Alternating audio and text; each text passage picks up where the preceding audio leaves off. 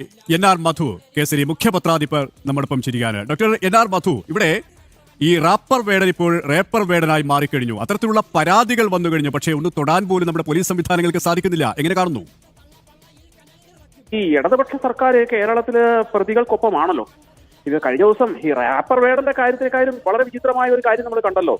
ഒരു മനുഷ്യന്റെ 2 കാലും വെട്ടി അയാൾ ഇന്ന് ഭാരതത്തിന്റെ പാർലമെന്റിനെ അലങ്കരിക്കുന്ന MP ആയി മാറിയിരിക്കുന്നു. ആ മനുഷ്യനെ വെട്ടിയ ആ പ്രതികൾക്ക് യാത്രയപ്പ് കൊടുക്കാൻ ജനപ്രതിനിധി കൂടിയായിട്ടുള്ള മാർക്സിസ്റ്റ് പാർട്ടിയുടെ നേതാവ് പോകുന്നു.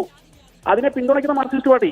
അപ്പൊ ഇവരാരുടെ കൂടെയാണ്? NR മധു പറഞ്ഞ ആ ഒരു കാര്യത്തിനോട് ഞാൻ യോജിക്കുന്നുണ്ട്. പല കൊള്ളരുതായ്മകളും നമ്മുടെ സർക്കാർ ചെയ്യുന്നുണ്ട്. പക്ഷേ എന്തുകൊണ്ട് കേരളം ഒരു ഭ്രാന്താലയമാകുന്നില്ല? എന്തുകൊണ്ട് കേരളം പശുവിൻ്റെയും ചാണകത്തിൻ്റെയും പേരിൽ പരസ്പരം അങ്ങോട്ടും ഇങ്ങോട്ടും തല്ലി മരിക്കുന്നില്ല എന്ന് ചോദിച്ചു കഴിഞ്ഞാൽ അതിനെനിക്ക് ഉറപ്പിച്ച് പറയാൻ സാധിക്കും. പല കാര്യങ്ങളിലും എനിക്ക് എതിർപ്പുണ്ടെങ്കിലും, പല കാര്യങ്ങളും നമ്മൾ വീഡിയോ ചെയ്തപ്പോഴും എതിർത്ത് പറഞ്ഞിട്ടുണ്ടെങ്കിലും, ഇടതുപക്ഷ സർക്കാർ ഉള്ളത് കൊണ്ട് തന്നെയാണ്